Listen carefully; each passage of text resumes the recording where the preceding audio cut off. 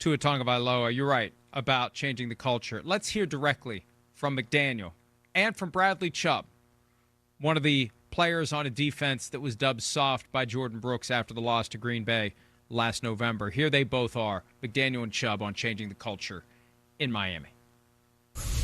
The football program has to focus on football. For that to happen, there's a lot of things that can't dominate, people's time, which is like, first and foremost, being on time, being accountable to each other and staying to the rules and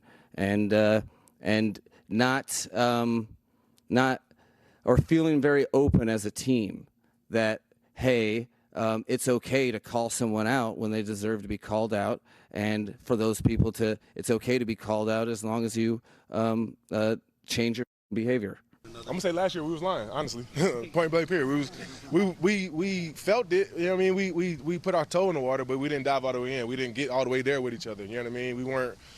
We weren't making the effort to do to go the extra mile. And I would say this year we're doing that. I'm not sure how it's gonna turn out for us, but we are putting forth that foot to change it, because last year, like I said, we said we wanted to change. Yeah, we're doing this, we're doing that, but it's not going exactly how we want to. But this year, I feel like everybody has the right mindset and moving forward. You know what I mean? So if it works out, it's gonna work out. If it doesn't, we're gonna get back to the drawing board and make sure it works out.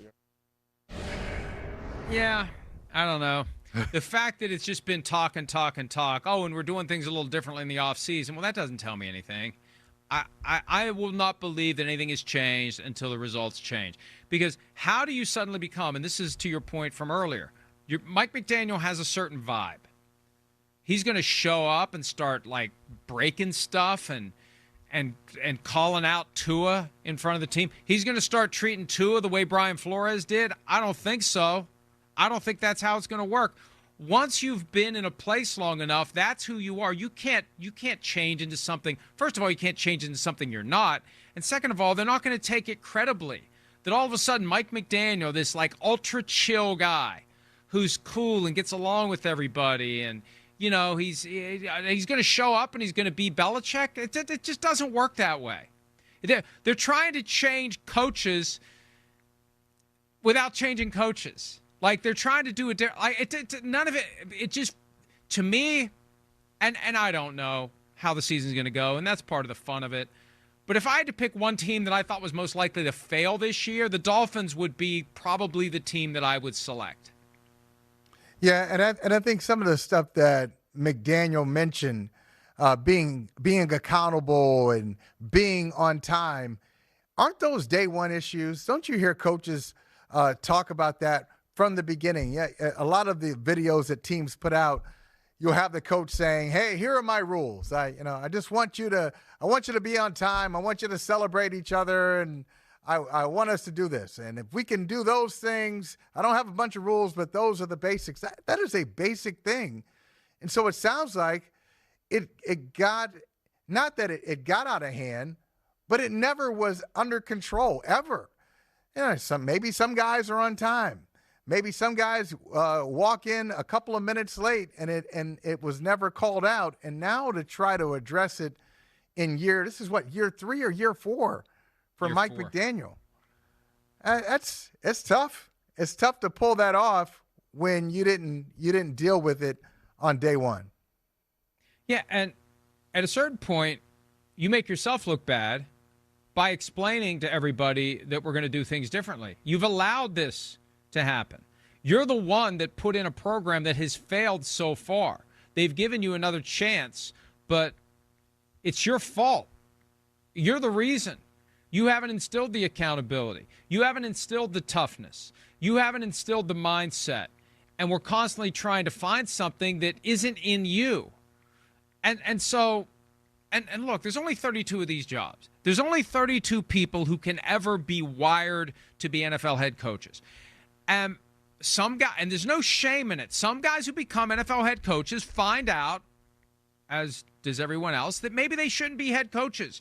Maybe Mike McDaniel should just be somebody's offensive coordinator, like Norv Turner. Norv Turner was such a good offensive coordinator, they kept hiring him to be head coach. And it's like, this guy probably shouldn't be a head coach. But he's a great offensive coordinator. Wade Phillips, he was such a great defensive coordinator. They kept hiring him to be a head coach. this guy probably shouldn't be a head coach. But he's a great defensive coordinator. And that's okay. That's the, we all want more than what we have. That's one of the great flaws in our DNA. We always want more. Not everybody, but I think that can be, like, if you have any success, like, do we ever just say, I'm fine? That's enough. Fine. Right. And see, if you do that, then you become complacent. I think the fact that you're always striving for more is what keeps you sharp and attentive and urgent in what you're doing. But in the NFL, yeah, some of the guys who want more should never have more. And sometimes you find out when they get more and it doesn't work. And maybe Mike McDaniel should just be an offensive coordinator and be a successful offensive coordinator and win multiple Super Bowls as an offensive coordinator. I mean, maybe Robert Saleh should just be a defensive coordinator. There's no shame in that. There are plenty of jobs that pay well in the NFL that aren't head coach. And I'd say for some of these guys, you know what? If Mike McDaniel got fired and immediately had an offensive coordinator job, Michael, at some level, he'd probably be relieved.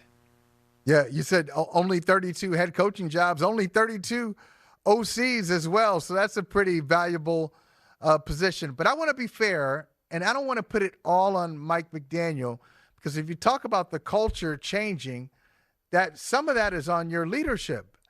So when you have Tyreek Hill saying after the season that he's done in Miami, and then coming back and doing the tour, the rehabilitation tour, where he says, no, we're all good, and then saying, I'm not sure I deserve to be captain, I have to prove it. There's something going on there. There's something going on in the front office where one day, hey, we love Jonnu Smith. The next day, we're in talks with the Steelers, and we may trade Jonnu Smith to, no, there's no trade happening. Jonnu's going to be here. And Jalen Ramsey, hey, we're going to trade Jalen Ramsey.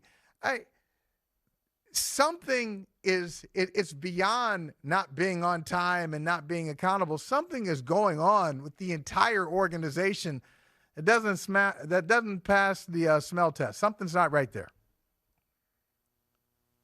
I don't know this to be 100% true, but one of the things I've picked up as it relates to Ramsey and Hill, and we'll finish where we started in this segment, and I've said this before, I think that some of the key players down there don't believe in Tua, period. And that's where a lot of this is coming from. So Jalen Ramsey, if he doesn't believe in Tua, he's out. Tyreek, he listed his top 5 quarterbacks, and he didn't include Tua. And I don't think that was some spontaneous accident. I think he knew what he was doing. But he wants to stay in Miami. That in and of itself is going to create potential issues. But I think that they've got deeper issues there than just, they don't play well in the cold. And the season is coming. And let's see if all this talk about changing is going to make a damn bit of difference when it's time to go play the games. Hi, it's Mike Florio. Thanks for watching PFT on YouTube. Hit subscribe for the latest news and analysis from Pro Football Talk.